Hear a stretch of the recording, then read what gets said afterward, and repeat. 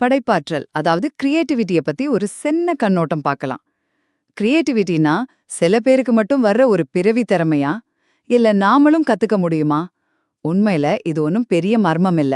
இது எப்படி வேலை செய்யுதுன்னு புரிஞ்சுக்கிட்டா போதும், நம்ம எல்லாருமே இன்னும் கிரியேட்டிவா மாறலாம். முதல்ல ஒரு விஷயம், ஒரு நல்ல ஐடியா இருக்குல்ல, அது சட்டுன்னு வானத்துல இருந்து குதிக்காது. அதுக்குன்னு ஒரு ப்ராசஸ் இருக்கு. யோசிச்சு பாருங்க, நமக்கு சில சமயம் ஒரு பாட்டோட பேரு டக்குன்னு ஞாபகம் வராது. ஆனா அத அப்படியே விட்டுட்டு வேற வேலை பார்க்கும்போது திடீர்னு ஞாபகத்துக்கு வரும் இல்லையா? அதே மாதிரி தான். ஒரு விஷயத்த பத்தி ரொம்ப யோசிச்சு, அப்புறம் அத கொஞ்ச நேரம் அப்படியே விட்டா, நம்ம ஆழ் மனசு அதுக்கான வேலைய பார்க்க ஆரம்பிக்கும். கரெக்டான நேரத்துல அந்த யுரேகா மொமெண்ட் வரும். 2வது, கிரியேட்டிவிட்டிய வெறும் ஒரு தனிநபரோட திறமையா மட்டும் பார்க்க முடியாது. இத ஒரு 4 கால் சேர் மாதிரி நினைச்சுக்கோங்க.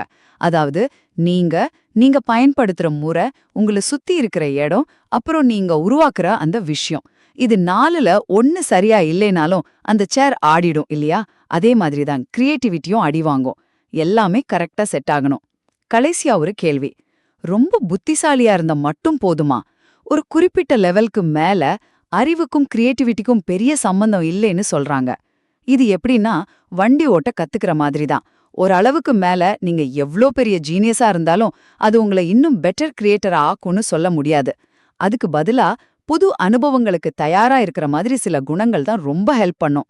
அப்போ, சுருக்கமா சொல்லணும்னா, கிரியேட்டிவிட்டிங்கிறது ஏதோ மேஜிக் எல்லாம் இல்ல. அது ஒரு செயல்முறை.